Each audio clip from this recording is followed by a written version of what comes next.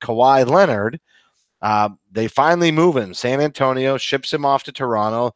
They really were looking to get some sort of an established star back. They wanted to stay relevant, so they didn't want to just completely hit the reset button for the franchise. And really, while you have Popovich, why would you do that? I mean, they were able to not compete really much in the playoffs, but they were still competitive during the regular season, and Kawhi didn't play a lick. So now they're adding DeMar DeRozan. Now, is that enough to even get by the LeBron Lakers?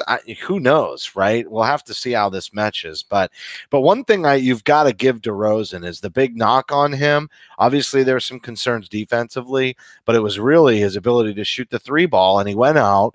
He did what the Raptors asked him to do. He improved his three-point shooting percentage substantially, and now he's going to go and have a really stable system with consistent expectations, and really the best coach in the league over the last 20 years at the helm. We might see, and I'm just going to throw this out there, especially defensively, we might see a little leap from DeMar DeRozan in San Antonio. And right now, we know Toronto got the best player by a long shot. We know that.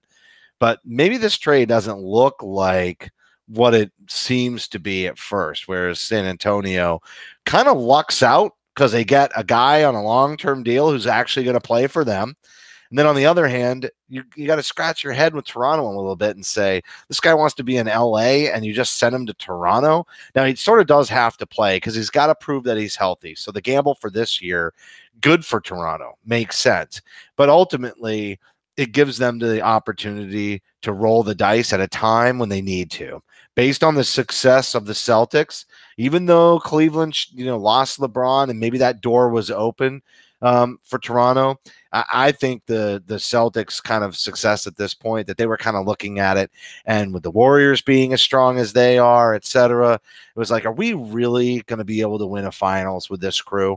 Probably not. So if we go get Kawhi and he winds up liking it and he kills it on the court for us and is the player that we've known him to be in the league as one of the top 5 players in the last 3-4 years, if he's that guy, then maybe it's worth continuing to try to get there. And if he bails on us after the season, we have all the wherewithal at that point to say, okay, he's gone. Now we're going to blow it up. Kyle Lowry gets traded and they hit the full reset button, and their coach, which is a development coach that they just Nurse is his last name. I can't remember his first name. Is it Nick? Yeah. Yeah. Nick Nurse. So now they put him to nurse the young players in a rebuilding progress, right? I mean, a rebuilding program. Right. But that gives them that really puts them in an absolute perfect scenario. They said, hey, we really went after it and we gave you a great product, or it didn't work, and now it's time to blow it up. And I actually think it was a smart move for both franchises. This is one of those very rare win-wins. No, I think so. I think you're right. It made a lot more sense than the Celtics being involved. And the Celtics were more just had less on the table. They didn't have what San Antonio was looking for. Apparently, the Celtics were somewhat aggressive in the number of picks they were willing to give up and the quality of picks that they were willing to give up, which is kind of interesting in terms of trying to figure out what their value system is and how they want to put a team together for this coming season and beyond.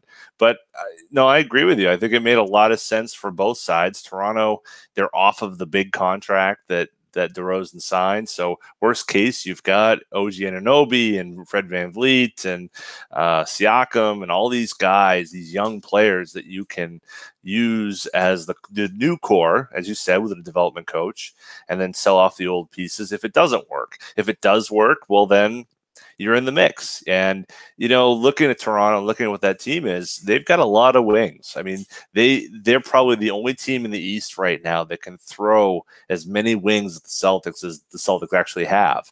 Siakam, Anunoby, obviously Kawhi, and then you talk about Deron Wright and VanVleet as a pure guard, and then you've got some bigs there. I mean, that's a team that's interesting.